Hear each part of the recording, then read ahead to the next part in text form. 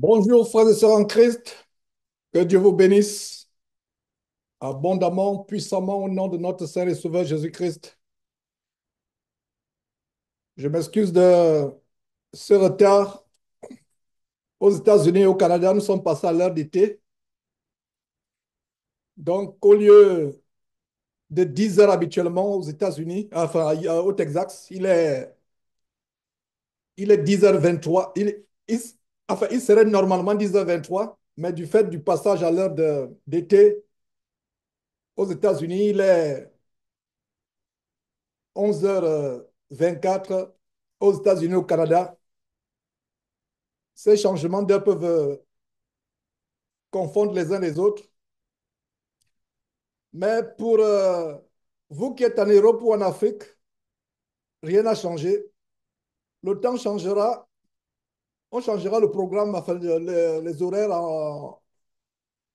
je crois, le 30 mars. Si je me trompe, l'Europe passera à l'heure d'été le 30 mars. Si c'est correct, faites ceci. Je ne sais pas si c'est correct. Le 30 mars, voilà. Donc, les États-Unis sont en avance. Donc, rien ne change pour vous. Vous qui êtes en Europe, en Afrique, rien ne change. Mais nous qui sommes aux États-Unis ou au Canada, on a 1 heure de sommeil de moins. 1 heure de sommeil de moins. Donc, mes frères, euh, nous allons commencer par un mot de prière. Euh, nous avons une triste nouvelle à partager et une bonne nouvelle.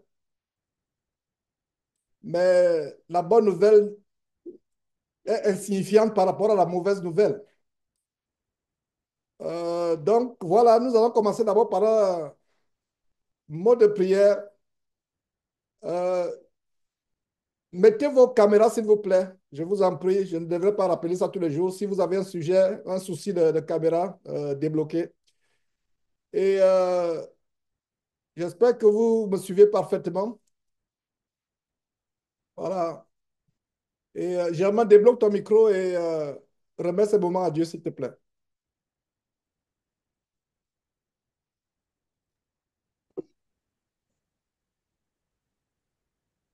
Bonsoir, frères et sœurs. Prions. Éternel Dieu, Dieu notre Père, Père de notre Seigneur et Sauveur Jésus-Christ, Seigneur Dieu, nous te disons merci. Merci pour ton amour, merci pour ta compassion, merci pour ta grâce dans nos vies. Merci de ce que tu as encore disposé. C'est ce moment afin que nous puissions nous réunir autour de ta parole, Seigneur Dieu, afin de nous améliorer dans cette marche. Nous marchons cette voie que notre Seigneur Jésus a tracée pour nous, cette voie qui est la seule qui mène à toi, ô Père. Merci infiniment de nous avoir fait grâce avec ton souffle de vie, de nous avoir réunis en ce moment. Nous te rendons grâce pour toutes choses, car nous savons que tout ce que tu fais, Seigneur Dieu, est pour la gloire de ton nom. Merci, Seigneur, pour les uns et les autres. Merci pour la semaine. Seigneur Dieu, voici, nous te disons merci pour tout ce qui s'est passé, tout ce qui se passe dans la vie des uns et des autres. Ta parole nous le dit, de rendre grâce en toutes choses. Te disons merci pour les bonnes nouvelles et pour les mauvaises nouvelles. Merci infiniment, Père. Voici, nous te confions ce moment, Seigneur Dieu. Nous t'en supplions, Seigneur, aie pitié de nous et purifie nos cœurs, afin que nous soyons dignes, Seigneur, de recevoir cette parole qui va changer nos vies, Seigneur Dieu. Nous t'en supplions, Seigneur Dieu. Nous confions ces moments entre tes mains, que ton Saint-Esprit prenne le contrôle de toutes choses, Seigneur Dieu, et que cette parole ne vienne pas d'une intelligence d'homme, mais que cette parole vienne directement, Seigneur, de ton trône, afin que nous puissions être édifiés, Seigneur Dieu, et pour la gloire de ton nom et pour le salut de nos âmes. Merci, éternel Dieu, nous te confions les connexions des uns et des autres, nous te confions les cœurs. Seigneur, touche nos cœurs, afin que cette parole puisse produire des fruits dignes de repentance dans nos cœurs et dans nos vies. Merci, éternel Dieu, pour tout le temps que nous avons passé en ce moment, nous te le confions. Que seule ta volonté s'accomplisse et que toute la gloire te revienne à toi et à notre Seigneur et Sauveur Jésus-Christ. C'est dans son nom tout-puissant que nous avons prié. Amen. Amen, amen. Donc voilà, frère, c'est avec beaucoup d'affliction, beaucoup de tristesse que j'informe aux uns, pour ceux qui ne sont pas, certains sont déjà au courant, certains sont au courant, mais pour ceux qui ne le savent pas, le frère Jules, du côté de Dubaï, s'est endormi. Et c'est une triste nouvelle. Euh, Achille m'a appelé dans la semaine. Depuis que je connais Achille, c'est la première fois que je l'ai entendu pleurer à grand bruit. Il était inconsolable. Euh, c'est vraiment triste et affligeant. Euh, c'est toujours affligeant, mes frères et sœurs, même si nous savons que euh, la mort pour un vrai chrétien, c'est un gain. C'est un gain. Euh, J'aimerais passer la parole à Achille parce que Achille était celui qui était plus proche de ce frère. Il communiait avec lui. Ils avaient une relation, une communion en Christ plus poussée que nous autres. Nous autres, ce n'est pas un frère que particulièrement j'ai connu en tant que tel. Euh, et c'est vraiment une grande affliction. Mais nous ne devons pas euh, nous affliger, nous décourager. Il faut comprendre une chose. Chaque jour de notre vie doit être comme le dernier jour de notre vie. Et ce frère, je peux vous dire que Dieu seul sait exactement dans quelles circonstances sa mort est survenue. C'est le mystère, c'est les choses cachées. Dieu seul sait. Mais il faudrait que nous comprenions que, mes frères et sœurs, chaque jour, pour nous, c'est comme si c'était le dernier jour de, de notre vie sur terre. Je ne sais pas s'il y a un autre frère autre qu'Achille qui connaissait ce frère. S'il y a un frère qui le connaissait, qui est présent, je pourrais aussi donner la parole à ce frère-là. Mais jusqu'à présent, je sais qu'il communie avec un groupe de frères au Cameroun. Euh, il communiait, je ne sais pas, il communiait et il est sorti de l'abomination appelée la vraie église de Dieu, pour ne pas dire la vraie église de Satan du Cameroun. Il en est sorti. Son épouse, si je ne me trompe pas, y est toujours. Et nous prions que son épouse sorte de là. Il y a je n'ai jamais parlé à son épouse, mais c'est Confort qui lui a parlé il y a quelques jours pour la consoler.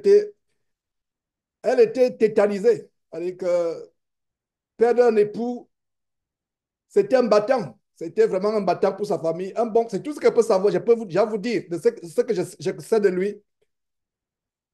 Euh, la situation étant telle que vous connaissez en Afrique, au Cameroun, un peu partout, où malgré les diplômes, les gens n'ont pas de travail et même ceux qui sont chrétiens ont besoin vraiment de redoubler de foi, de patience pour pouvoir nourrir leur famille.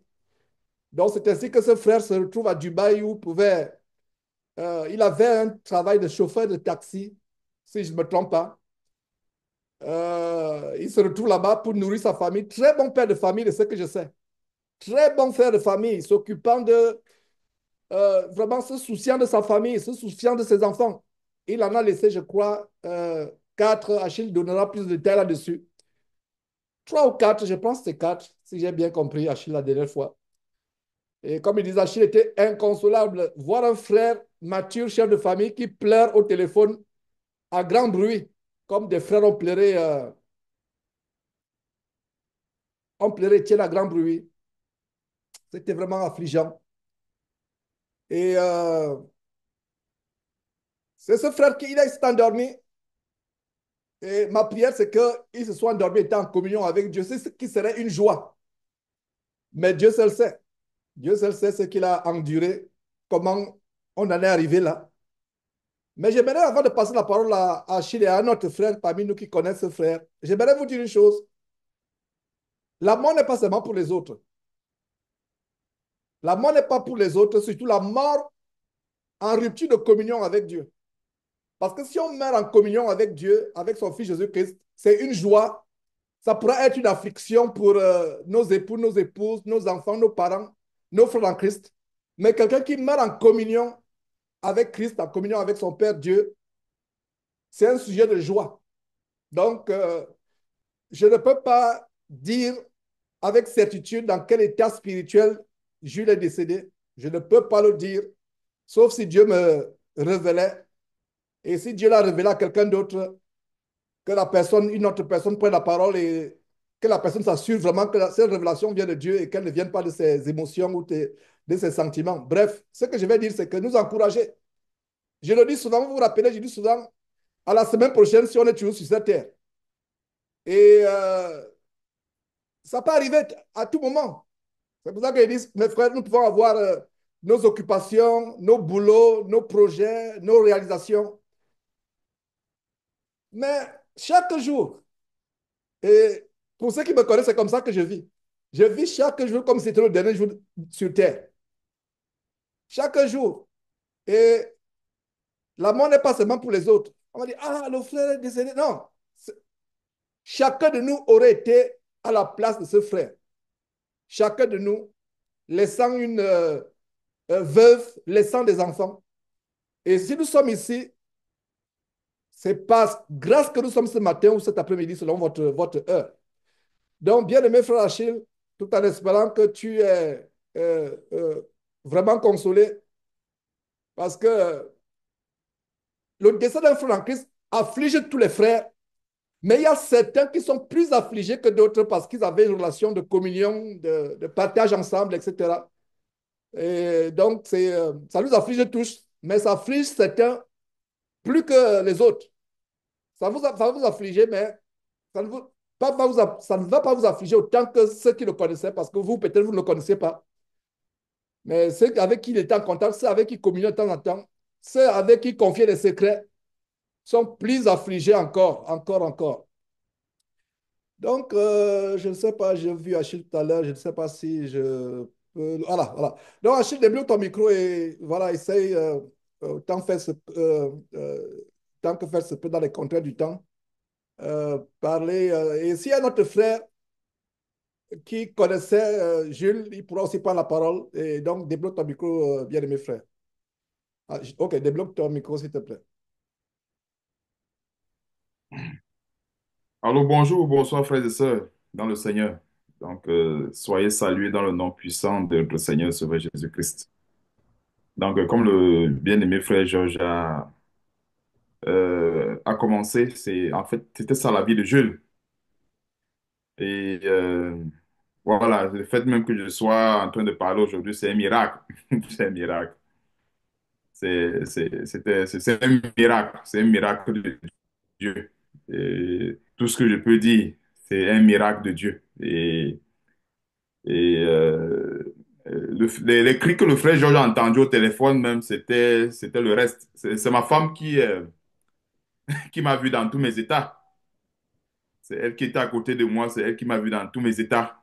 Comment j'étais agité, on dirait un enfant. Quand même, je me lançais au sol comme un bébé. Je roulais dans tous les sens. Mais euh, ceci étant dit, Dieu m'a beaucoup consolé. Et j'avais de l'amertume, de la colère, tout était mélangé.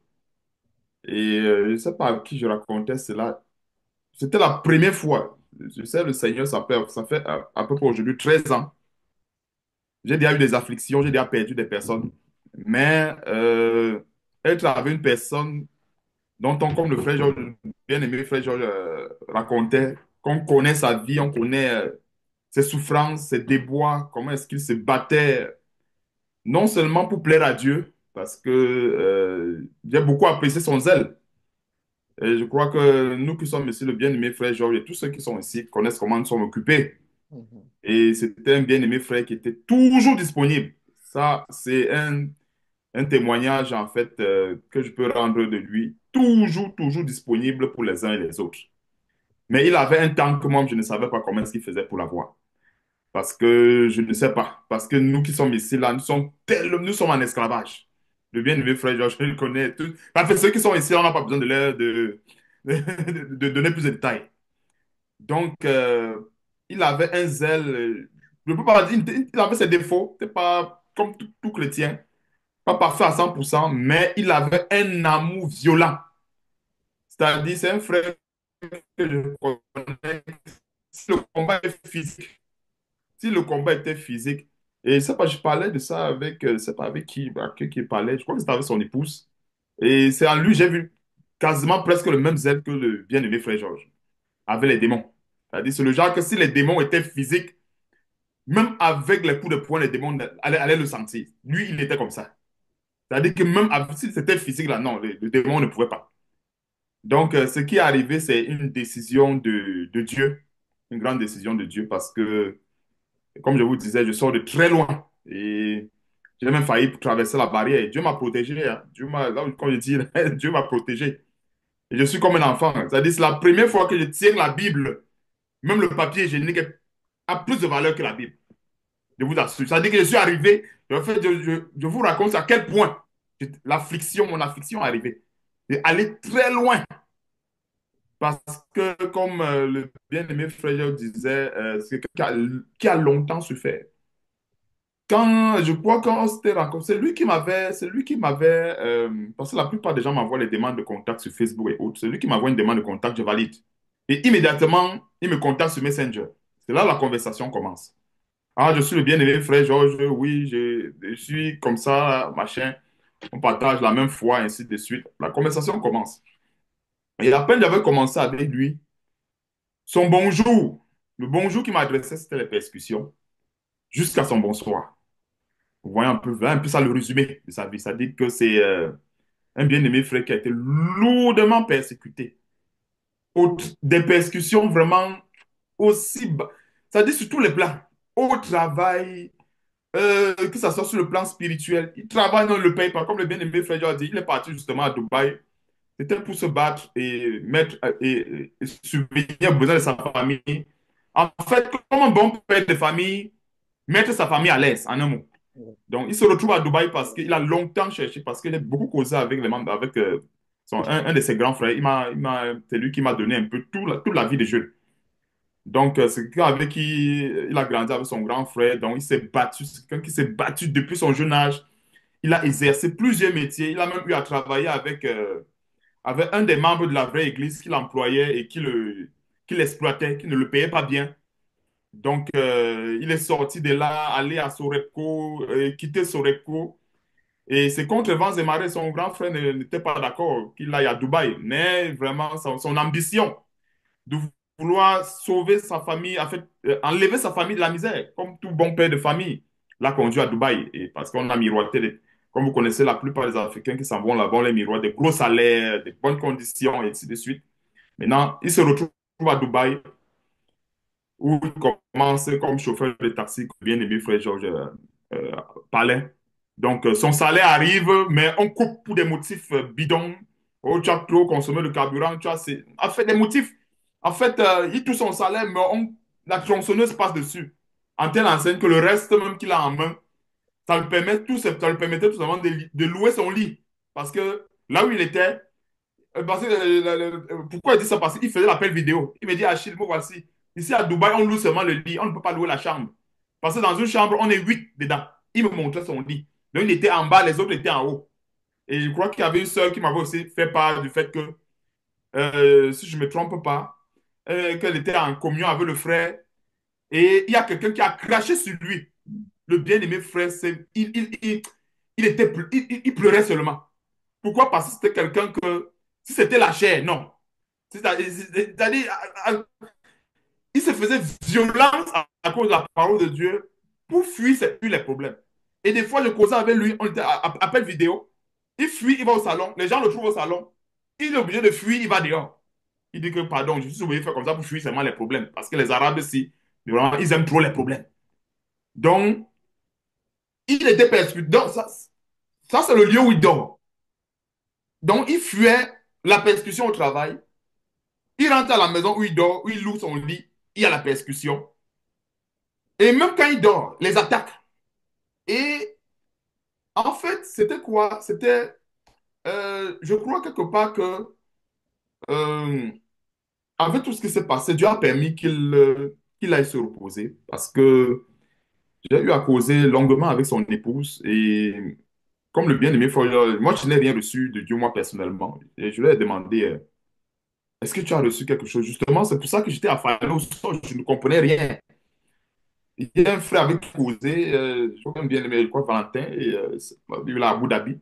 J'ai dit, mais est-ce que vous avez reçu quelque chose? Moi, je n'ai rien reçu, je ne comprends rien. Et je suis comme un enfant. C'est-à-dire, quand je suis affligé, je ne cache pas, parce qu'en fait, je crois que c'était jeudi qu'on m'a annoncé la nouvelle. Et mercredi, mon fils prend la spatule en bois et il me casse une lampe à la maison. Je crois que c'était mercredi soir. J'ai regardé comme ça, j'étais dépassé. J'ai dit, mais qu'est-ce qui t'a poussé? L'enfant me dit, je ne sais pas.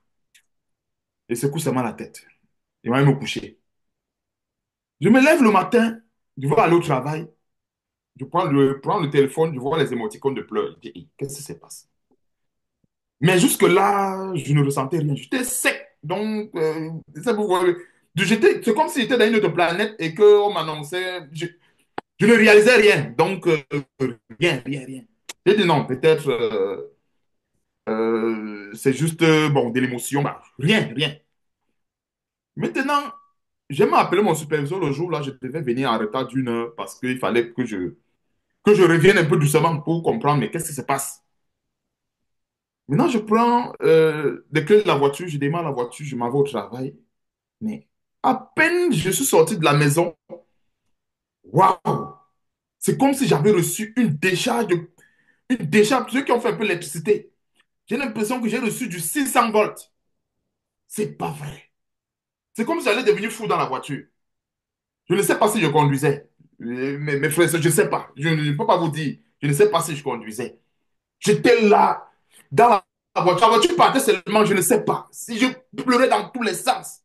Et je suis arrivé à un endroit, le véhicule a glissé. J'ai failli faire un accident grave. Le véhicule a glissé. Je suis allé frapper un banc de neige.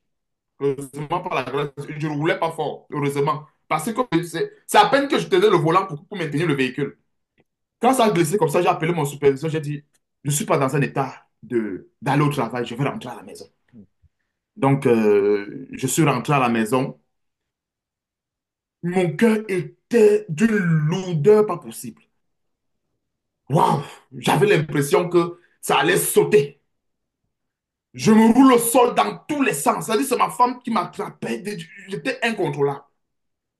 Et après, quand j'ai eu ça peut avoir causé, j'ai causé avec sa femme, j'ai causé avec elle et tout. Euh, Comme je dis, j'avais la Bible le matin, je tiens la parole de Dieu comme ça, je dis que j'avais l'impression que même le papier hygiénique est mieux. Vous voyez un peu. Et Dieu m'a protégé dans le sens où il a mis un cantique dans mon cœur qui s'élevait comme une barrière. Je crois que c'était cette parole où je crois le Seigneur Jésus qui avait posé la question aux disciples, pourquoi vous n'en allez pas?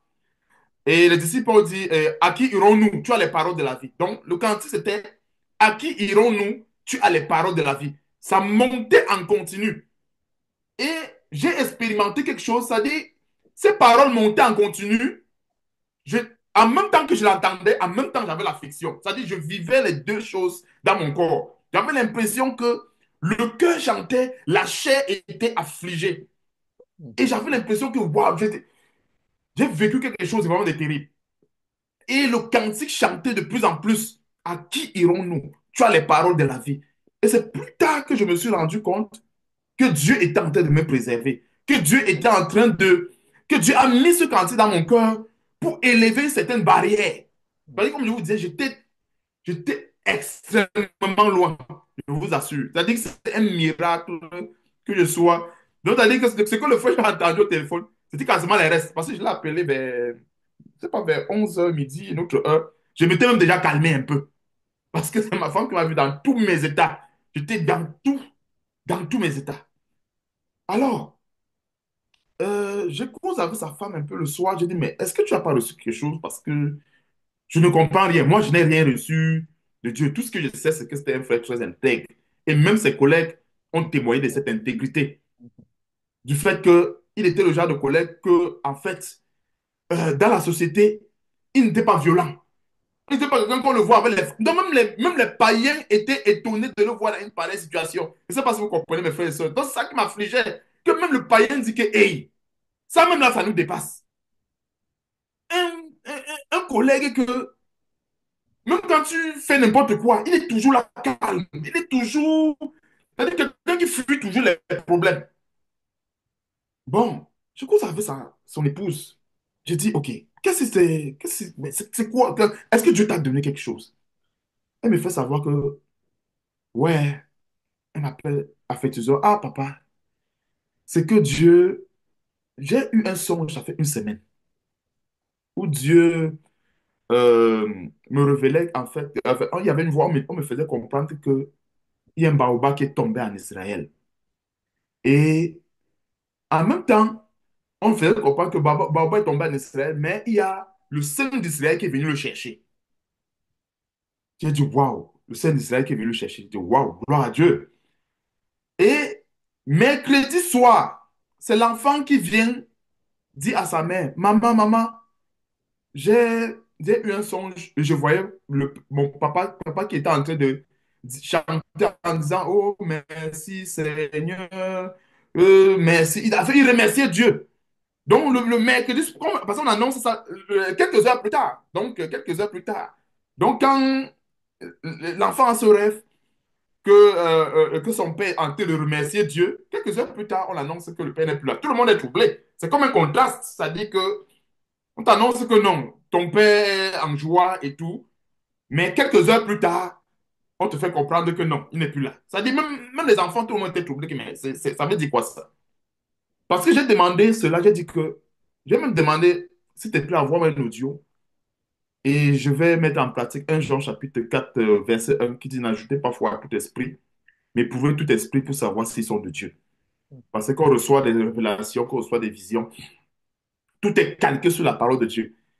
Et ça m'a rappelé cette situation de Élisée et la femme de distinction. Vous savez que Élisée avait prié pour cette femme de distinction et elle a eu un enfant. Maintenant, cet enfant a été frappé de mort. Le prophète Élisée n'était pas au courant. Donc, il y a des situations comme ça où Dieu cache même à ses serviteurs. Mais comme le bien-aimé Feuilleux a dit, ce sont des mystères. Ce sont des mystères. Donc, Dieu sait pourquoi il a fait cela ainsi. Il dit que, donne-moi un peu, je vais aller examiner. J'ai pris les révélations point par point, virgule après virgule. Et j'ai dit, OK, je fouille la parole de Dieu. Je tombe dans Matthieu chapitre 10, verset 28. La Bible dit, ne craignez pas ceux qui tuent le corps, mais qui ne peuvent tuer l'âme. Et j'ai dit, OK, on va examiner ce verset point par point. Je, je rentre un peu dans... Ça m'a fait penser à Étienne. Étienne prêchait la parole de Dieu.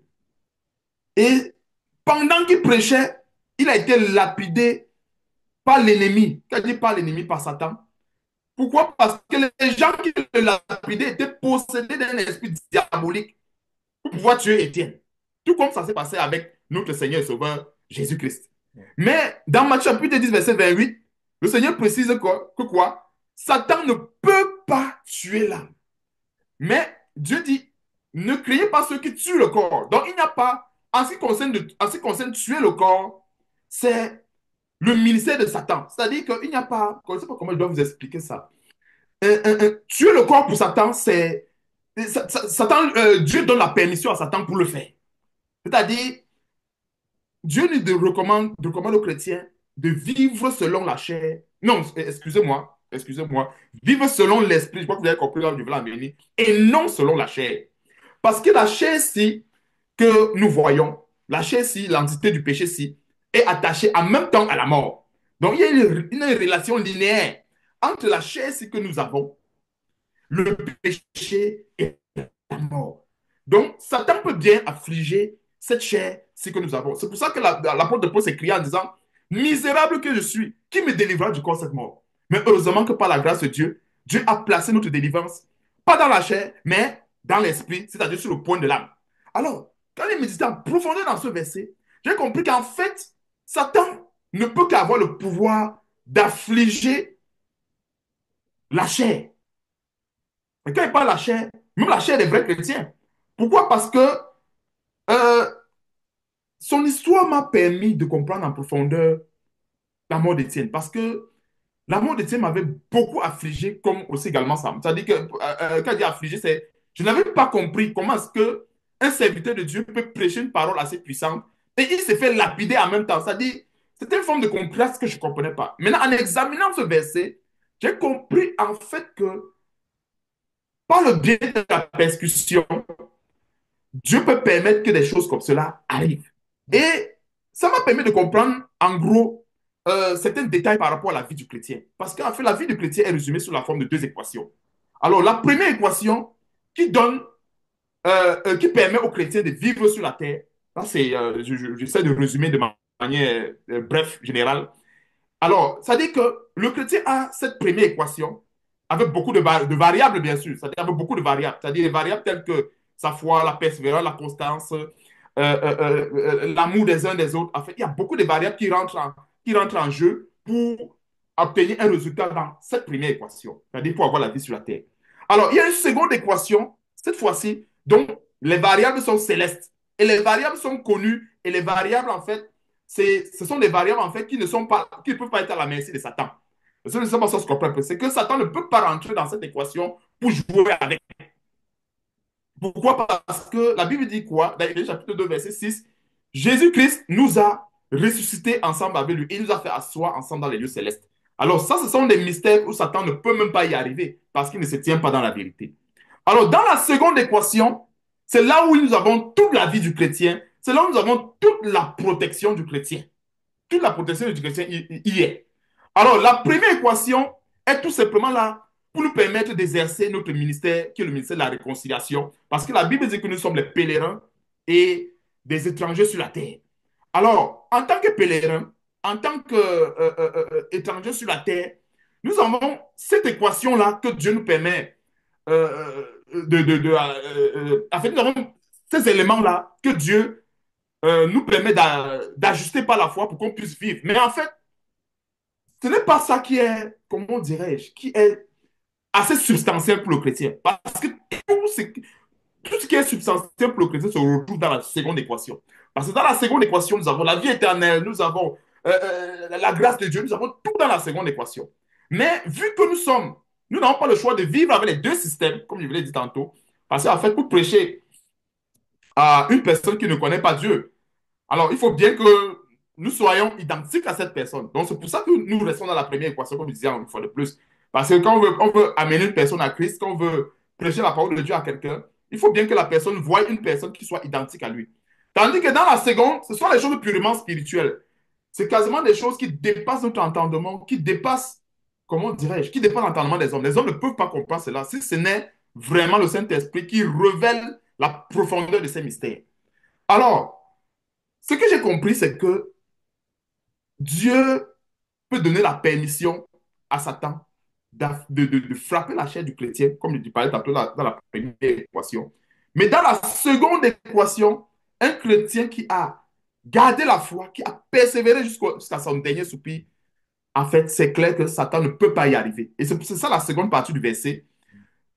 Ne craignez pas celui qui tue seulement le corps, mais qui ne peut. C'est-à-dire que j'ai compris, c'est-à-dire qu'en fait, Satan peut tuer l'âme.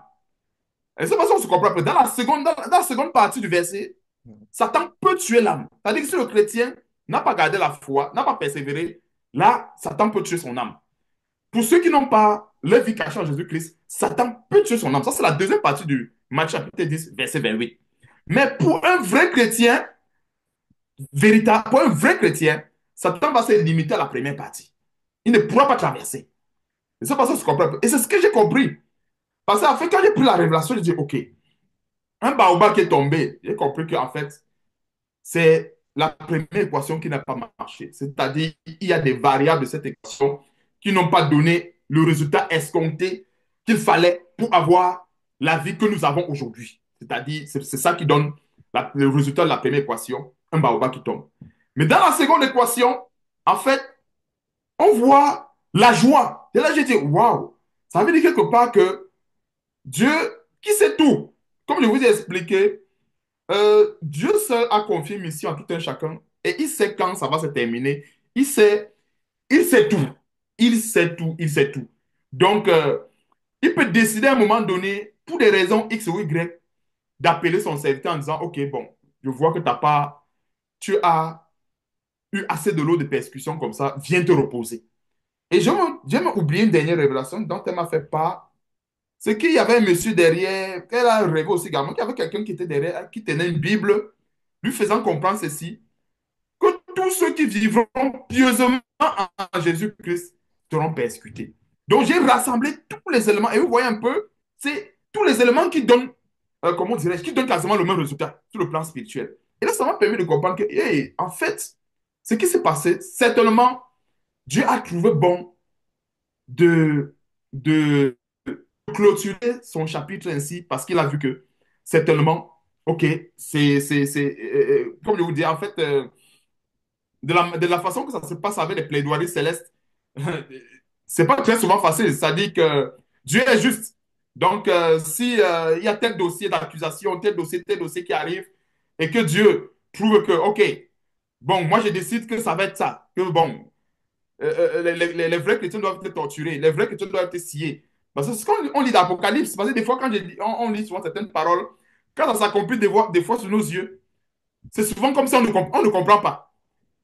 Et Dieu a ouvert mes yeux plus tard. Parce qu'en fait, j'ai compris en profondeur ces détails sur la persécution-là. Et comment Dieu aussi peut décider à un moment donné de dire, OK, va te reposer parce que, bon, j'estime que avec le lot de persécutions que tu as déjà eu à souffrir pour mon nom, tu mérites un repos. Peut-être parce qu'il a vu, il y a beaucoup de détails. Un peu, vous voyez un peu que ce n'est pas la peine de l'énumérer. Ça fait partie du domaine de Dieu. Vous voyez un peu, ça fait partie du domaine de Dieu que Dieu peut décider de rappeler son serviteur afin que justement il vienne se reposer de ses œuvres. Comme je disais une fois de plus, quand j'ai reçu ces détails, j'ai compris en fait que Jules était dans de très bonnes conditions. Et c'est ça, en fait, qui m'a. En fait, j'ai commencé avec le. J'étais joyeux. Ça m'a mis beaucoup de joie dans le cœur. Et surtout la compréhension de Matthieu chapitre 10, verset 28. Pourquoi? Parce que la première partie, qui est le ministère de Satan, et ça m'a. Je me suis rappelé de ce que le frère Joël a dit quand je pleurais au téléphone. Il a dit, en fait, je comprends pourquoi est-ce que la mort est une ennemie. C'est-à-dire, c'est pas pour rien que dans l'Apocalypse, la Bible dit que la mort elle-même sera jetée dans le feu. Parce que la mort, c'est l'ennemi. Mais une ennemie, en fait, que Dieu utilise, c'est pas- c'est un grand paradoxe spirituel. C'est une ennemie que Dieu utilise, qu'on peut dire malheureusement selon la chair et heureusement selon l'esprit, pour donner aussi également du repos à ceux qui ont travaillé ou bien à ceux qui ont persévéré. Comme par exemple, ça a été le cas d'Étienne. Étienne qui a prêché la parole de Dieu et pendant qu'il prêchait la parole de Dieu, les cailloux, je ne sais pas avec quoi on le lapidait, c'est tellement des cailloux, a fait la douleur. Dieu seul sait ce qu'Étienne a reçu pendant qu'il prêchait, même pendant qu'il rendait son ministère. Mais Dieu a choisi ce chemin-là, je vais encore répéter l'expression, malheureusement selon la chair, mais heureusement selon l'esprit, pour lui donner en fait du repos. Donc voilà un peu ce que je peux dire de manière plus simple concernant Jules et à la lumière de la parole de Dieu. Et j'ai compris que, en fait, le premier volet où Satan a la permission de tuer le corps, ben, c'est pour tout le monde. Et ça m'a même permis de comprendre avec le Seigneur Jésus-Christ. Hein. Dieu, dans sa grande puissance, a permis que Satan le tue. Hein? Parce que quelqu'un va dire, bon, Satan l'a tué comment? Mais tous ces gens-là qui l'ont cloué. Et il y a même une partie de la parole de Dieu qui montre comment l'esprit malin est entré dans Judas et il allait le vaincre.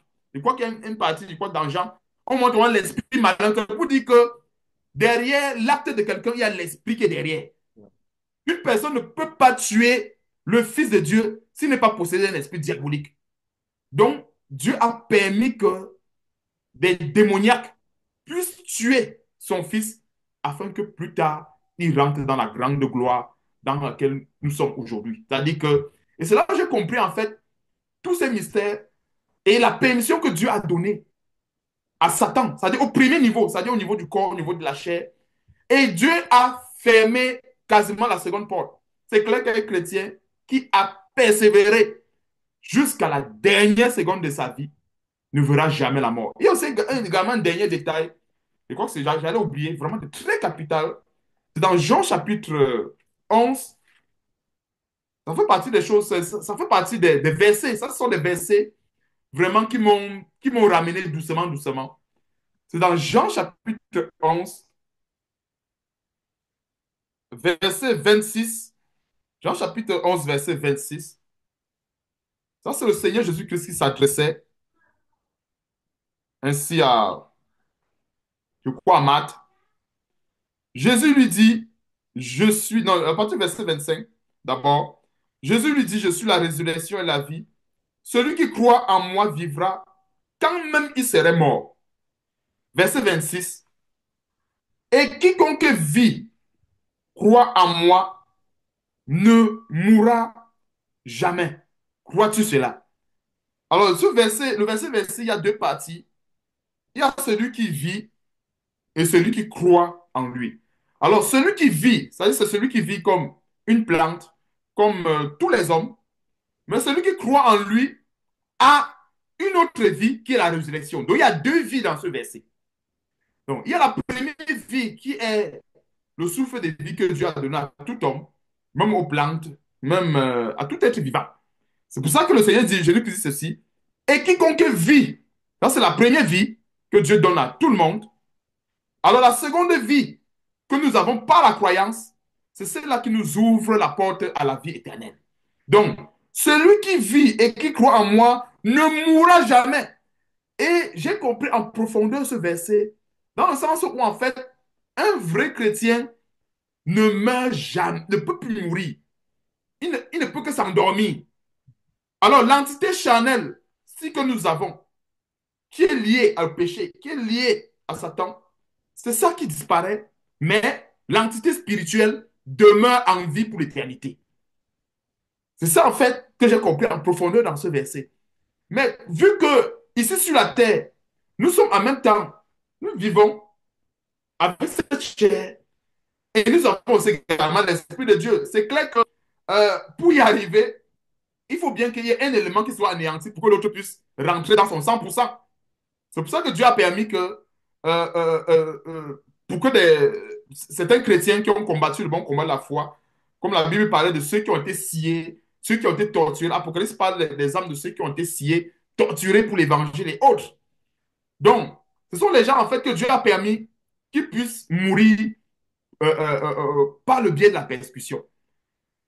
Et ce verset m'a permis de comprendre en détail qu'en fait, que la mort, comment dirais-je, que la mort physique, en fait, pour nous, devrait être une consolation. C'est-à-dire, quand je dis la mort physique, quand vous comprenez un peu, c'est-à-dire quand une personne n'est plus avec nous, ça devrait être une consolation. Surtout quand il a vraiment eu la seconde partie que nous voyons, vivre et croire. C'est-à-dire, ces deux éléments, nous devons garder cela jusqu'à la fin. Parce que le chrétien qui vit et qui ne croit plus ne peut plus avoir accès à ce verset. Parce qu'il faut avoir les deux éléments pour que cette équation soit vérifiée. C'est-à-dire, verset 26, celui quiconque vit et. Donc, il ne suffit pas seulement de vivre, mais il faut aussi également croire. C'est là où la foi intervient. Et c'est là où nous avons accès à cette seconde vie que Satan ne peut pas mettre un terme à cela. Alors, Satan peut mettre un terme à la première vie. Ainsi, nous voyons un peu la première vie. Ici, Satan peut mettre un terme à cela, c'est normal. C'est encore la même chose que nous voyons dans Matthieu chapitre 10, verset 28. Celui qui tue seulement le corps. Mais il ne peut pas tuer l'âme parce que l'âme est cachée dans cette seconde vie. Donc, ça fait partie des éléments que Dieu m'a vraiment révélé la profondeur de ce verset. Et c'est ça vraiment qui m'a calmé. C'est-à-dire, j'étais vraiment troublé, je ne comprenais rien. Et comme je disais, connaissant le frère, que ce soit les déboires dans l'église, au niveau de la famille, en fait, il ne m'en faisait pas. C'est-à-dire, en fait, c'était le genre, il, il gérait ce qu'il pouvait gérer à son niveau. Et les cas critiques, il venait vers moi.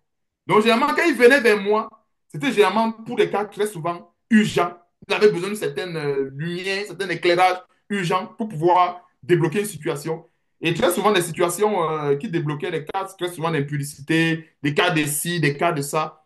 Vraiment d'une fermeté. C'est-à-dire que je suis rentré encore dans... J'ai pris la peine de rentrer encore dans nos messages et autres, d'une fermeté terrible. C'est-à-dire que il ne tolérait pas un seul instant. C'est-à-dire que même les gens qui venaient avec les... J'ai trouvé encore un de ces messages où il disait qu'il devait bloquer les gens. Il y avait un soi-disant frère qui venait tout le temps avec certaines révélations, avec des shalom et autres, des trucs comme ça qui n'avaient pas de sens là. Et tout ça, en fait, c'est tous les détails comme cela que j'ai mis ensemble avec ces révélations.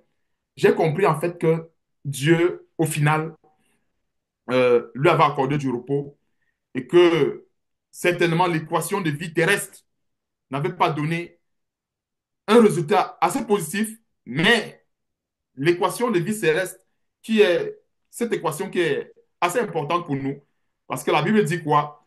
Je crois dans Jean chapitre 6, c'est Jésus qui lui fait comprendre, il fait comprendre à ses disciples que les paroles que je vous ai dites sont esprit et vie. C'est-à-dire que tout peut passer. Même la chair que nous avons, elle est appelée à passer. Mais la parole de Dieu, la foi, cette croyance que nous avons en Dieu, elle ne passera jamais. Et c'est ça, en fait, qui demeure pour l'éternité. Donc, je crois que c'est, ça a été un élément très important. Ça a été très important dans la vie du bien-aimé frère. Et ça m'a permis aussi également de comprendre qu'en fait, que la miséricorde de Dieu ne l'a pas raté. Parce que c'était surtout ça mon questionnement. Que, ben, est-ce qu'il n'a pas bénéficié de cette miséricorde? Est-ce que Dieu ne l'a pas vraiment gracié? Est-ce que... Mais à la lumière de tous ces détails, toutes ces révélations, j'ai compris en fait que oui, il peut arriver que dans certaines situations, parce que justement, il y a un enseignement que Dieu m'a inspiré, bien sûr, la veille. Et l'enseignement, c'était quoi? C'était une situation de chaos dans Jonas chapitre 3 où Dieu devait où Dieu devait punir tout un peuple à cause de leurs péchés, à cause de leurs iniquités et autres. Le roi a décrété un jeûne sur les animaux, sur les êtres vivants. Et il y a un détail sur lequel j'ai ouvert la parenthèse, où le roi n'a accepté personne en ce qui concerne, par exemple, la repentance. Le roi a dit que tout le monde revienne de sa mauvaise voie. Que tout le monde. Oh, ça fait partie généralement des éléments qui peuvent influencer le résultat d'une équation. Pourquoi? Parce que la Bible dit quoi? Les mauvaises compagnies corrompent les bonnes mœurs. La Bible dit aussi également que ne vous mettez pas avec les infidèles sous un joug étranger. Donc, il y a beaucoup de détails. Parce qu'en général, quand on s'assemble pour élever des prières pour un frère, ces prières s'élèvent sur le plan spirituel comme des forces, comme des lumières. Et l'addition de cette force, en fait, ça vient un peu comme...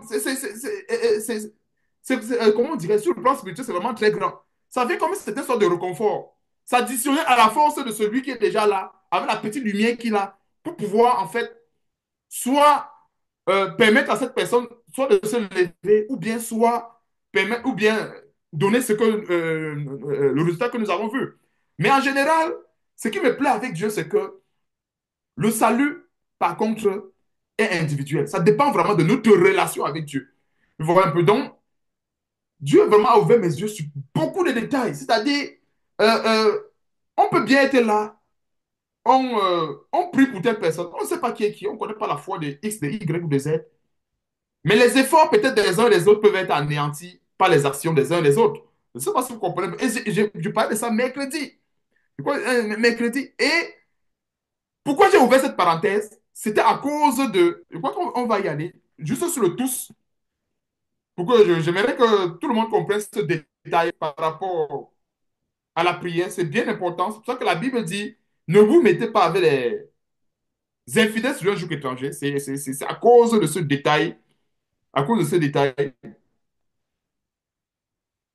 Quoi, c'est dans Jonas, c'est dans le livre de Jonas chapitre 3. Jonas chapitre 3.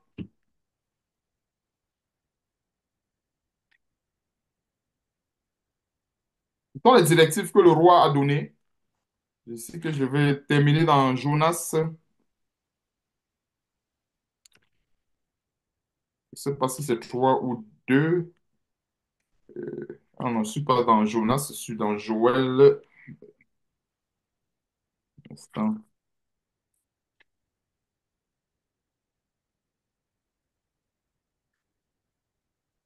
Jonas. Voilà, Jonas chapitre 3. OK. Verset 8. Le verset 8, juste un seul verset qu'on va lire. En fait, c'est le verset en fait, que j'étais en train de citer comme exemple. Lorsque nous prions pour une personne qui est dans la détresse, lorsque nous soutenons une personne qui est dans la détresse. Donc, c'est une équation vraiment ici. En fait, c'est un élément vraiment qui est très important. Donc, que les hommes et les bêtes soient couverts de sacs, qu'ils crient à Dieu avec force. Et je ne sais pas, je crois que je sais pas avec qui j'avais parlé. Je disais, je sais pas, oui, lui qui crie avec force. Je crois que c'est ce verset qui m'avait permis, je crois, d'appeler son épouse pour lui demander, je crois que de là, elle fait part de cette situation en disant que nous sommes dans un cas, c'est à cause de ce verset, nous sommes dans un cas critique. Et tu connais ton époux avait des positions très acerbes avec la vraie Église de Dieu. Donc, il est vraiment question qu'on soit en communion pendant qu'on prie pour lui. C'était justement à cause de ce verset que nous conjuguons nos forces tous dans la même direction. Parce que ce que nous avons vu dans la physique normale, je vais utiliser un principe assez simple pour que tout le monde puisse comprendre.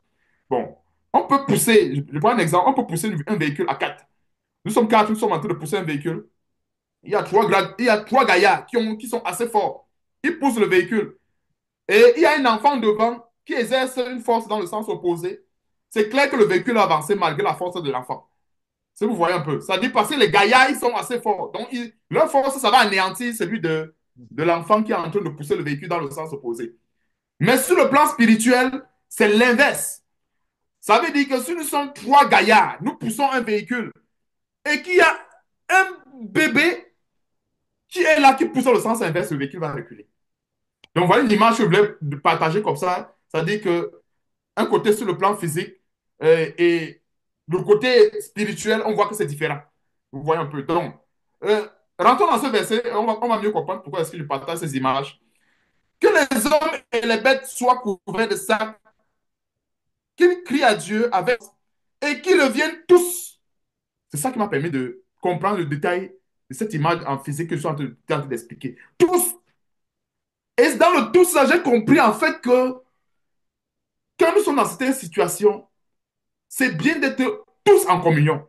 La Bible dit quoi? S'il y a deux personnes qui s'accordent, deux, et qui me demandent quelque chose, il leur sera accordé. Il y a deux. Deux seulement, deux qui s'accordent. La Bible ne dit pas que non. Il faut qu'il y ait trois qui s'accordent et peut-être un ne soit pas en accord. Non, deux. Et le deux là, en fait, c'était, j'appelle ça, euh, c'est ce qu'il appelle, je vais appeler une équation de base. Hein. Parce que quand je dis une équation de base, c'est que, en fait, quand nous sommes dans un système de deux personnes, par exemple, les deux doivent être en accord. Si nous sommes dans un système de 100 personnes, ça ne doit pas être seulement les deux, ça doit être 100. C'est pour ça que j'ai parlé de l'équation de base. Parce que nous avons deux éléments. Si on a 100 éléments, ça ne doit plus être deux, ça doit être maintenant 100. Si on a 300 éléments, ça ne doit pas être 299, ça doit être 300. Donc, notre Seigneur Jésus-Christ nous a donné une certaine parabole en utilisant ce que je vais appeler une équation de base. En disant, si deux personnes s'accordent et me demandent quelque chose, il leur sera donné. Donc, deux personnes qui s'accordent. Mais maintenant, si nous sommes dans un système où nous sommes 200, nous sommes 300, il est important que les 300 personnes. Mais en général, ce n'est pas évident. Parce qu'il y a directement les variables du système qui nous échappent. Mais c'est pas ça ce qu'on peut. Il y a des variables du système qui nous échappent. Et Dieu, dans sa grande miséricorde, peut décider que même s'il y a telle variable du système qui nous échappe, il peut quand même décider de sa miséricorde ou pas. Ça, c'est ce que j'appelle le domaine de souveraineté de Dieu. Mais quand nous sommes dans un système où nous, voyons que nous voulons que les choses aillent parfaitement, nous devons rester dans ce détail. Parce qu'en fait, ce verset, en fait, c'est clair que si nous sommes dans un système qui est parfait à 100%, on aura toujours cette équation qui sera vérifiée ou bien cet élément qui sera vérifié. Donc le verset 8, c'est que les hommes et les bêtes soient couverts de ça, qu'ils crient à Dieu avec force et qu'ils reviennent tous. Et c'est le tous là pour dire que il n'est pas question que l'autre revienne ou bien 200 personnes reviennent et qu'il y a une personne qui reste en arrière. Dans l'ordonnance du roi, tout le monde devait revenir avant, afin d'espérer bénéficier de la grâce de Dieu. Alors, on va continuer. Que tous, qu'ils reviennent tous de leur mauvaise voie et des actes de violence dont leurs mains sont coupables. Verset 9, qui sait, si Dieu ne reviendra pas et ne se repentira pas, et s'il ne renoncera pas à son ardente colère, en sorte que nous ne périssions point. Est-ce que nous voyons un peu? Donc, le roi a donné une injonction au peuple, et dans cette injonction, nous voyons que c'était pour tout le monde. Et le roi a bien sûr mis tout le monde dans le même diapason. Et en général, c'est ce que nous devons faire. Nous devons veiller à ce que, quand nous soutenons une personne, que nous soyons tous dans le même diapason. Et plus tard, qu'est-ce que nous voyons? Alors Dieu se repentit du mal. Hein? Est-ce que vous voyez un peu? Et des fois, quand un roi, avec l'autorité qu'il a, quand il donne une injonction, il n'y a personne qui peut se lever contre cette injonction. Tout le monde applique la règle. Pourquoi? Parce que, comment dire, parce que Dieu voit comment tout le monde est engagé, tout le monde abandonne ceci, tout le monde abandonne cela. Alors Dieu déclenche la miséricorde de Dieu. Donc ça, c'était le passage que Dieu a partagé avec les bien-aimés frères du Canada mercredi à la veille de son décès, en conviant tout le monde d'être d'un commun accord. Parce que le c'est pour dire que nous tous, nous devons avoir les forces qui convergent tous dans la même direction. Que quand nous envoyons nos missiles spirituels, que tous les missiles, autant pour moi, aillent dans la même direction. Donc, et pour ce fait, nous devons tous être dans les bonnes dispositions. C'est ça pourquoi, parce qu'à l'époque, par le passé, j'ai vécu des situations où l'ennemi s'est retourné contre nous à cause d'une sœur qui était là parmi nous, mais qui n'était pas, qui vivait dans le péché, qui vivait dans la fornication. Le démon est sorti d'une autre personne et entré chez elle. Il fallait maintenant qu'on délivre deux personnes. On délivre le possédé et on se retourne. Il y a une personne d'entre nous maintenant qui était attaquée. Tout ça pourquoi? Parce que quand on est dans un principe de sanctification et que les uns comptent sur la sanctification des autres, ça ne donnera pas les résultats escomptés. Que nous sommes dans un principe de sanctification, chacun doit apporter sa part de pied à l'édifice. Pourquoi en fait l'œuvre au final soit d'une perfection qui soit digne qui soit digne d'être loué de la part de Dieu. Donc voilà un peu les détails. Ça, c'est les détails, voilà toutes les révélations, tous les détails que Dieu a mis dans mon cœur. Comment est-ce que Dieu a rempli mon cœur de beaucoup de paix.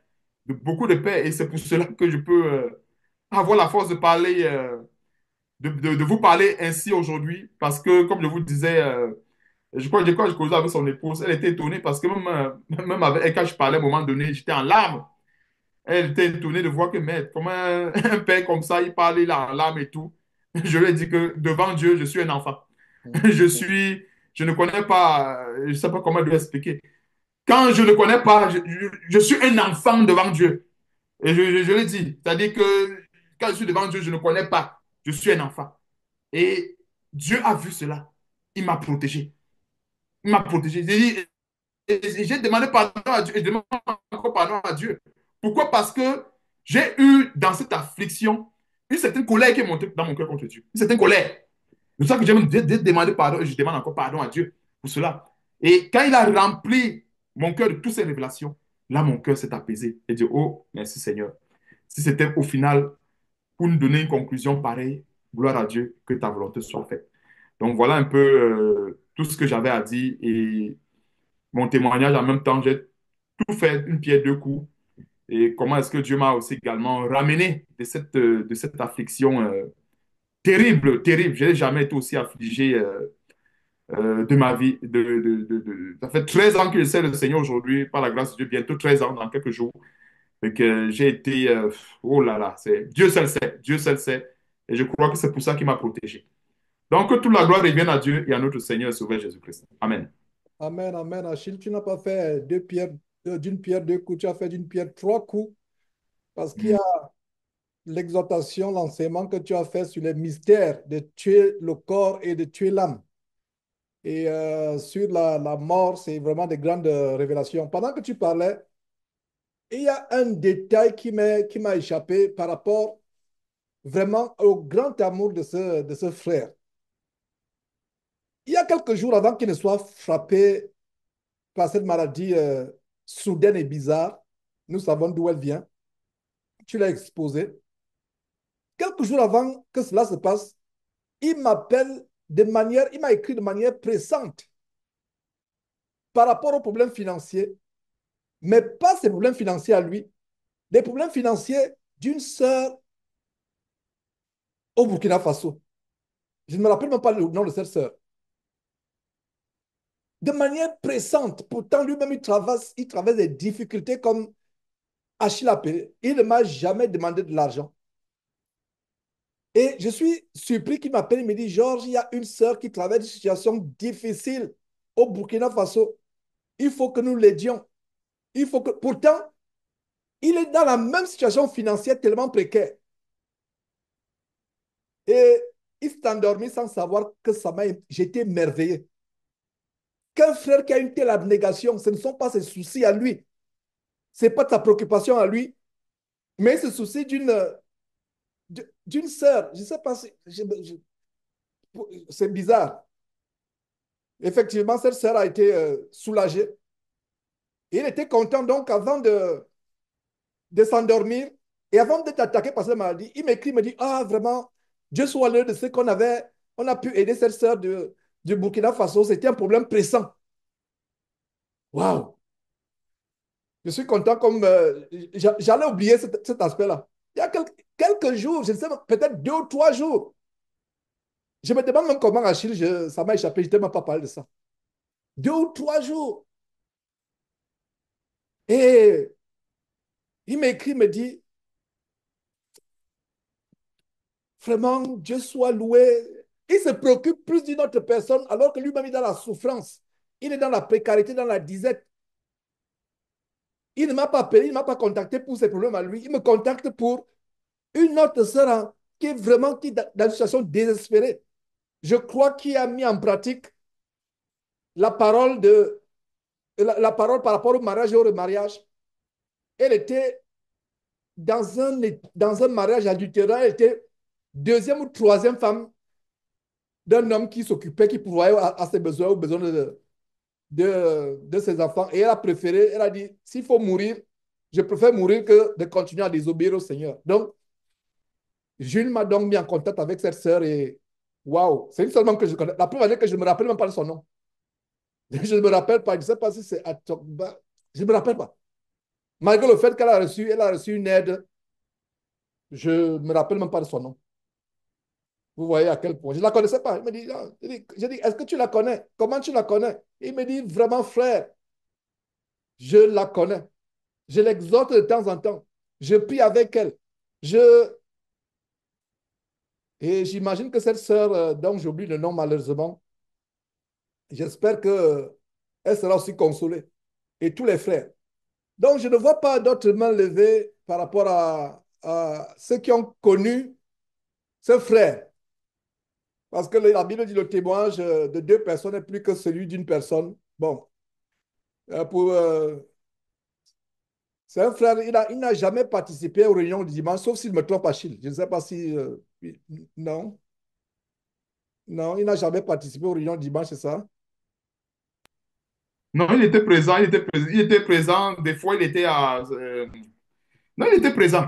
Il était toujours là. Ok, ok, donc je vraiment... Mais pas peut-être tout le temps là, parce que des fois, quand je me connectais sur Facebook, des fois, il était sur Facebook et des fois, il était aussi là. Ok, je n'avais jamais prêté Mhm. attention. Oui, bien aimé frère, je vais confirmer le détail que tu parlais par rapport à l'affliction. Mhm. Et c'est vrai, c'est-à-dire pendant il te demandait, et pendant qu'en fait, il se préoccupait de la sœur, et moi, je ne savais pas, hein, parce qu'il n'est pas, même moi-même, parce que des fois, je crois que je t'en avais parlé. Et des fois, quand c'était, je sais pas comment je dois expliquer, quand il était à bout, c'est-à-dire qu'il y a quelques fois où il a sollicité mon aide, quand il était à bout, j'ai oublié cette petite partie. Quand il était à bout, c'est-à-dire qu'à bout du genre, pas à bout pour lui-même, c'est-à-dire à bout, c'est sa famille. Oui, Et quand je parcourais des messages, oh, bien-aimé frère Georges, je suis tombé dans des messages, c'est-à-dire ça m'a fendu le cœur. Il m'a fait des captures d'écran des conversations qu'il avait avec son patron parce qu'en fait, il a travaillé avec un patron qui a bouffé son argent et en plus de cela, le patron voulait l'amener en cours pour en fait porter plainte à Jules pour dire en fait que c'est toi qui me dois. Et si je ne me trompe pas, je pense que c'était une histoire comme ça. Il m'a fait les captures d'écran où il supplie le patron de lui donner son argent parce qu'il a des besoins de famille, que la famille le presse, que pardon, pardon, ça ne va pas. J'ai des problèmes de famille, mes enfants. Je crois que j'ai les captures d'écran. Ça fend le cœur. Quand je lisais ces messages, non. Je l'ai encore dans mon téléphone. Quand je suis rentré et que j'ai lu ça, non, c'est mon cœur fendait en lambeaux. Et c'est là où j'ai compris la cruauté du cœur de l'homme. Quand vraiment, l'homme est cruel. C'est-à-dire que l'homme qui n'a pas Dieu est animal. Il pleurait devant le patron. Pardon, pardon, pardon. Pas pour lui. Il dit ma famille, mes enfants et tout. Et il m'avait appelé. Il me dit frère Achille. Comme ça qu'il m'appelait toujours. Frère Achille, pardon. Euh, voilà. Il,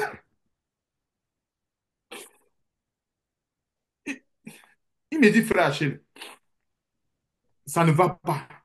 On ne veut pas me payer. J'ai dit, le patron ne veut pas me payer. J'ai des enfants, j'ai ma femme. Je ne veux pas qu'il manque de quoi manger. Pardon, c'est que tu as fait quelque chose. Voilà le numéro. C'est à ce moment qu'il me donne le numéro de sa femme. Et là, à ce moment, le frère me donne le numéro de sa femme. Il dit que, frère, il me dit ce que tu as, donne. Moi, je suis ici à Dubaï, même si c'est le riz avec l'oignon, je vais sauter manger. Le frère était dans la disette à un moment donné. Vous n'allez pas me, peut-être, certains vont peut-être me croire. Il travaillait et on le payait avec la nourriture. Je crois que, je ne sais pas s'il m'avait dit que ça c'est illégal ou c'est quoi. Il travaillait, on le payait avec la nourriture. Ça dit, il partait laver les assiettes dans les restaurants et les restes de nourriture, de buffet et tout ça, il mangeait pour survivre. Il a atteint ce point-là. Donc c'est pour cela que, euh, comment dirais-je, ça dit, quand j'ai tellement médité sur sa vie, j'ai compris que quelque part, non, Dieu c'est tellement accordé du repos en disant que non, va te reposer. Et même quand il plaidait pour la sœur, même quand il plaidait pour la sœur, ça n'allait pas. Ça n'allait pas. Hein? Parce que j'ai causé avec son épouse. Ça n'allait pas. Il a dit à son épouse, attends, ça ne va pas, je n'ai pas encore, j'attends, j'attends, j'attends, j'attends. Donc, le attends, attends, attends, attends, c'était jusqu'à ce que nous connaissons. L'argent n'était pas toujours tombé. Donc, c'était pour confirmer, en fait, ce que ça te dit parenthèse, pour confirmer, en fait, ce que tu étais en train de dire. Que pendant qu'il se souciait des problèmes de la sœur, il n'était pas, il n'avait pas la tête hors de l'eau. Il n'avait pas la tête hors de l'eau. Donc, je vais seulement sortir une petite bribe. C'est-à-dire une petite. C'est comme ça, en fait, qu'il me confie, il me donne le numéro de son épouse. Et que ça soit sur le plan physique et même sur le plan spirituel. Et c'est un frère que j'ai, oui, il aimait sa famille et son épouse. Des fois, même les messages, quand il y a certains messages durs pour éviter les querelles avec son épouse, il me dit, frère Haché, envoie ceci à Julie. Parce que quelqu'un, lui, il fuyait les problèmes. Donc, il sait qu'il va donner les problèmes. Il dit, oh, surtout quand il avait dénoncé la vraie église, là, oh là là. Il m'appelait tout le temps. Oh frère Achille, ça ne va pas, les persécutions. Des fois qu'il m'appelle, il m'appelle une fois, deux fois. Je suis occupé. Il m'envoie directement le message. Frère, au secours, la persécution. Je suis attaqué. Même si je suis où, même si je suis en train de conduire, je suis obligé de mettre le téléphone, même des fois sur haut-parleur, pour qu'on cause jusqu'à la maison. Et des fois, on arrive, il y a des fois, je suis arrivé chez moi. Les enfants me parlent, même pas, papa, je n'ai même pas le temps. Je dis, oui, salut les enfants, comme ça, je monte dans la chambre, directement, ce sont les prières. Donc voilà un peu, voilà les petits détails. C'est-à-dire que, tellement pour confirmer, en fait, ce que le frère Georges était en train de parler, et j'ai ajouté encore certains détails de sa souffrance et des injustices qui vivait avec ses patrons à Dubaï. C'est-à-dire qu'il a fini chauffeur de taxi. Il a tellement bataillé, je ne sais pas par quel miracle de Dieu, il s'est retrouvé, il est quitté d'Abu Dhabi pour Dubaï. Je ne sais pas si c'est la même province. Je suis vraiment tout confondu dans ça. Et là, il conduisait le camion d'essence. Il faisait la livraison d'essence chez les clients. Donc, je crois que ça, c'est le dernier emploi c'est là-dedans qui s'endort. Donc, c'est dans cet emploi qu'il s'endort financement. Donc, voilà le petit détail que j'avais ajouté rapidement par la grâce de Dieu, quoi. Donc, j'en ai terminé, bien aimé. Ok, ok. Merci Achille pour ces détails. Et il faut que nous nous... Et là, j'en fais un ordre. C'est un ordre que je donne. Je ne demande pas votre avis. C'est un ordre que je donne. Qu'Achille reçoive les contributions de tous ceux qui sont présents aujourd'hui. Qu'Achille reçoive les contributions de tous ceux qui sont présents. C'est un ordre que je donne. Et que ces contributions,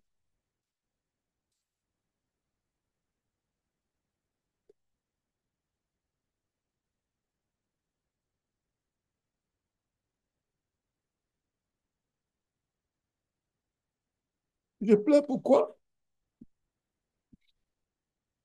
Je ne savais pas quand il me, il me mettait la pression par rapport à cette sœur de Burkina Faso. Il traversait la situation, c'est tellement, ça me fend le cœur. Donc, je donne un ordre, je ne demande pas la faveur, c'est un ordre que je donne.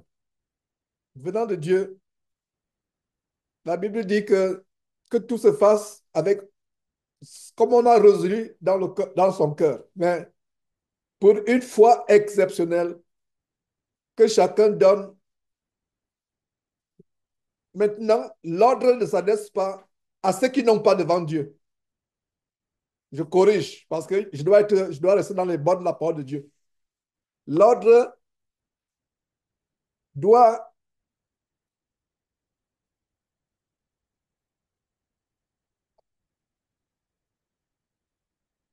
comme il était un très bon père de famille. Achille a laissé combien d'enfants?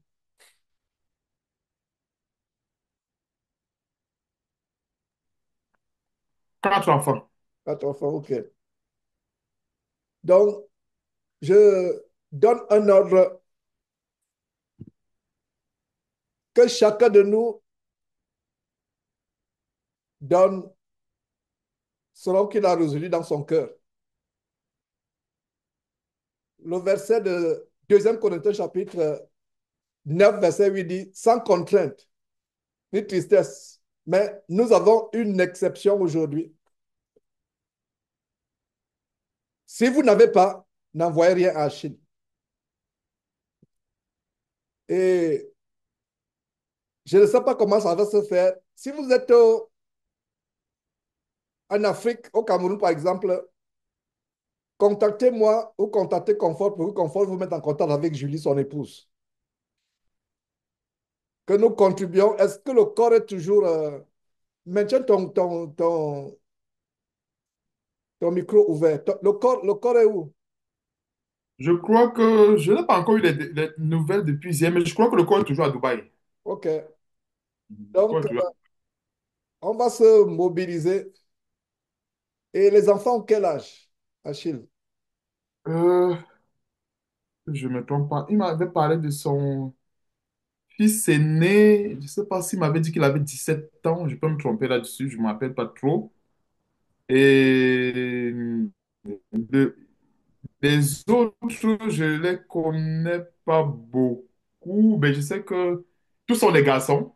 Et le dernier, Bonté a 2 ans et poussière, le dernier. Bon, les deux autres, du coup, il m'a parlé de l'aîné, justement. Bon, comme il me parle de l'aîné, bon, c'était à cause de situation, dans une situation avec l'enfant. L'enfant ne voulait pas aller à l'école. C'est comme ça qu'il me parle de son aîné. Donc, l'aîné a 17 ans, si je ne me trompe pas. Et le dernier, donc, je connais l'âge des deux enfants parce que, justement, quand sa femme avait, je crois, quand sa femme avait accouché, il m'avait informé. Et dernièrement, qu'elle était au Cameroun, il m'avait envoyé une photo de sa famille. Et je me suis beaucoup intéressé au dernier. Donc, c'est là qu'il m'a dit, il m'a donné le nom de son dernier enfant. OK. Je vous donne l'email d'Achille afin que je ne sois pas inondé des messages tels que envoie-nous le contact d'Achille. Je donne. euh,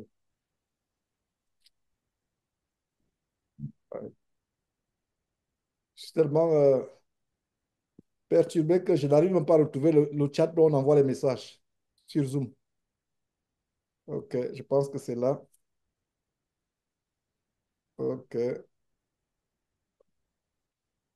Est-ce que vous voyez l'email d'Achille? Est-ce que tout le monde voit l'email d'Achille sur le chat? Si vous êtes en Afrique, c'est mieux de contacter. Ce serait mieux parce que en Afrique, c'est plus facile si on est en Europe, aux États-Unis, au Canada, d'envoyer l'argent à Chine. Mais si vous êtes en Afrique, ce serait peut-être plus facile. Je ne sais pas comment ça se passe. Orange est dans. Je ne sais pas comment ça se passe. Est-ce que quelqu'un peut envoyer de l'argent à Orange depuis Orange Côte d'Ivoire, Orange Gabon, à Orange Cameroun, par exemple? Est-ce que c'est possible en Afrique? C'est possible? Jamais c'est possible? Oui, oh, Dominique dit que c'est possible. OK, voilà, voilà. Donc, euh,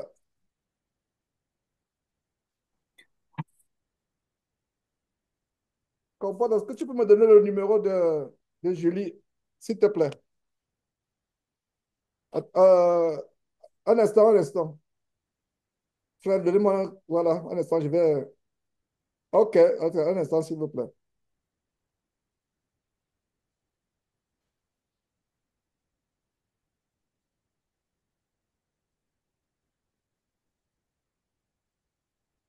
Et vous pouvez aussi lui envoyer ça directement. Vous pouvez aussi lui envoyer. Et pour éviter les lois de blanchiment d'argent, parce qu'à un moment, si on se rend compte qu'elle reçoit beaucoup d'argent subitement, elle peut se faire. Donc, mettez euh, les obsèques du mari. Si vous envoyez par Orange ou par même en Chine, obsèques, envoyez en Chine, mettez en bas obsèques du frère Achille, excusez-moi, obsèques du frère Jules Tabakou au Cameroun. Mettez quelque chose. Parce que même en Chine, je ne sais pas, Chine, si ça posera un problème que tu reçois beaucoup d'argent comme ça subitement de je sais, Non, non. C'est ok, vrai que j'ai reçu, mais je pense pas. Hein. on ne devait pas. Ok, Non, ça ne devait pas poser problème. ok, subitement, voilà, voilà, ça ne devait pas poser problème. Donc, Dieu soit loué pour cela. Un instant, je vais vous donner. Vous qui êtes en Afrique, n'envoyez pas à Chine, envoyez directement à Julie, son épouse. Et j'essaie de retrouver son. J'essaie de retrouver son.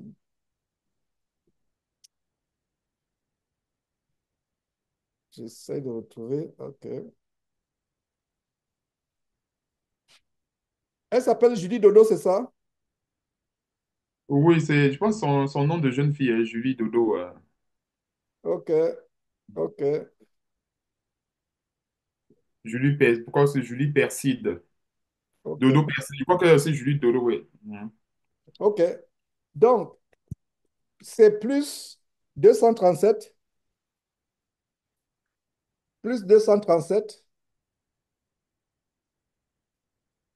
6,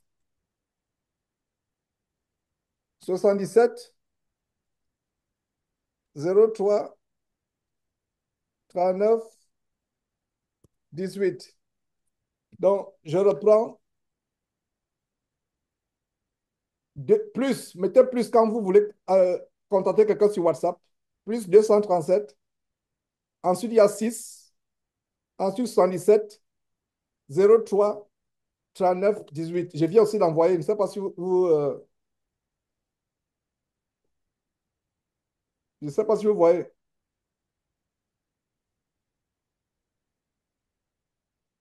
OK. Vous voyez bien, et Achille, est-ce que tu peux donner également ton contact WhatsApp? Je- OK. Oui, donne pendant que j'écris. +1. Vas-y. Plus 1 418 418 906 906 52 85. 52 85. Donc, Oui. plus 418 906 52 85. Donc, vous avez et d'A- l'email d'Achille, vous avez le téléphone d'Achille et vous avez le téléphone de Madame Tabakou, Julie Dodo Perside. Si vous n'avez rien, n'envoyez pas. Mais si vous avez quelque chose, c'est une obligation devant le Seigneur par ma bouche d'envoyer. C'est une obligation d'envoyer.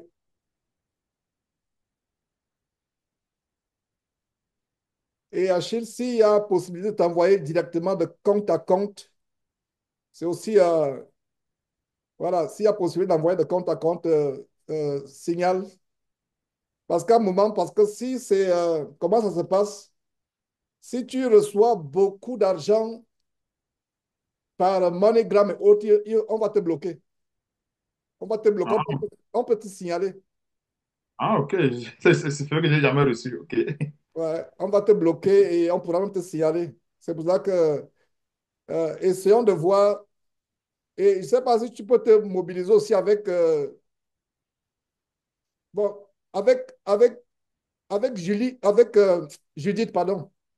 Oui. Avec Judith aussi. Et si tu trouves quelques autres frères recommandables autour de toi, on peut aussi passer par eux. Mais j'aimerais que toutes les collectes arrivent à ton niveau et c'est toi qui vas te charger d'envoyer. D'envoyer. Mobilisons-nous, mes frères et sœurs, et envoyer. Même si c'est un sacrifice. C'est pour ça que quelqu'un ne peut pas dire que si vous n'avez même pas un radis, n'envoyez rien. Mais si vous avez un radis, envoyez ce radis. Mes frères, notre réunion va s'arrêter sur ces paroles. Que le Seigneur nous fortifie, qu'il augmente sa grâce à notre égard, cette grâce que nous ne méritons pas, qu'il nous garde fidèles jusqu'au retour de son merveilleux Seigneur et Sauveur Jésus-Christ. Soyez fermes, tenez fermes dans la foi. Les tribulations arriveront toujours, les persécutions arriveront toujours, mais la Bible dit que ceux qui vont vivre pieusement en Christ seront persécutés. Les persécutions ne doivent pas nous faire peur. Bien-aimé frère Odniel, débloque ton micro et remets ce moment à Dieu. Enfin, je vais dire, rends grâce à Dieu pour ce moment plutôt, autant pour moi.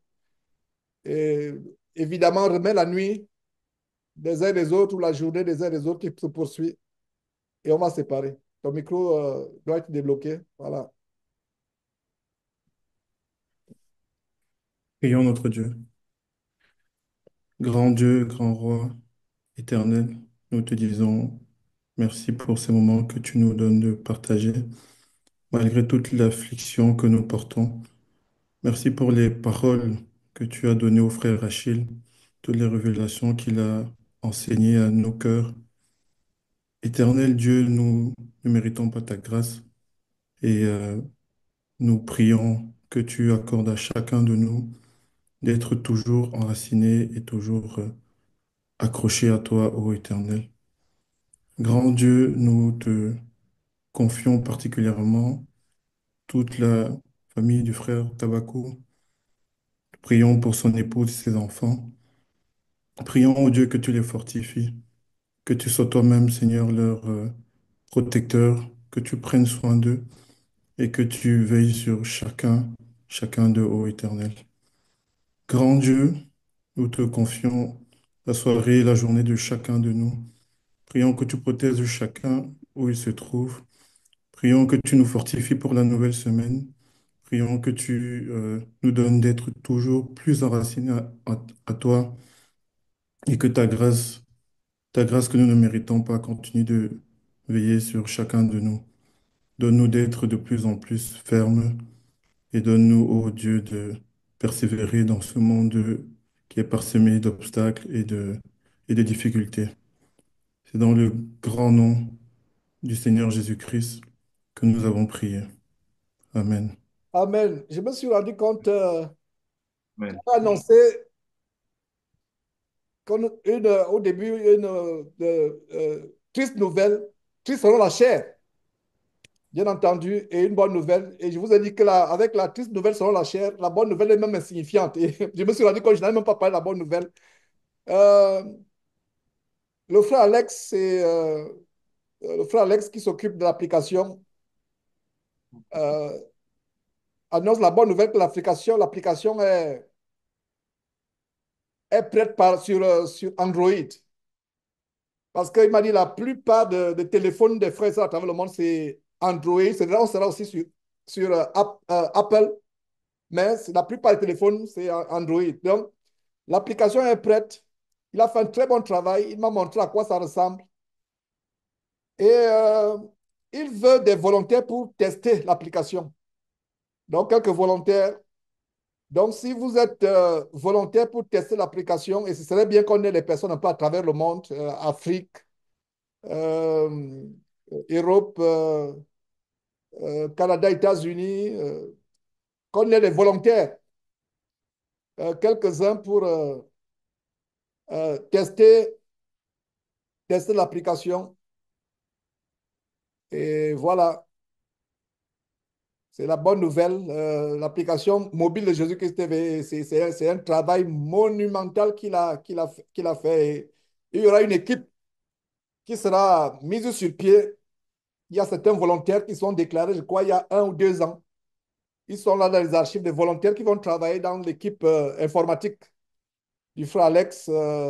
Et voilà, c'est une bonne nouvelle, mais c'est pour ça que cette nouvelle est diluée par rapport à ce qui est plus important actuellement.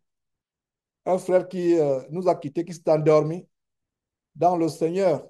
Donc voilà, mes frères, euh, j'ai vu une main levée, la main s'est baissée. Je ne sais pas, ça veut dire que c'est plus important. Je ne sais pas. OK.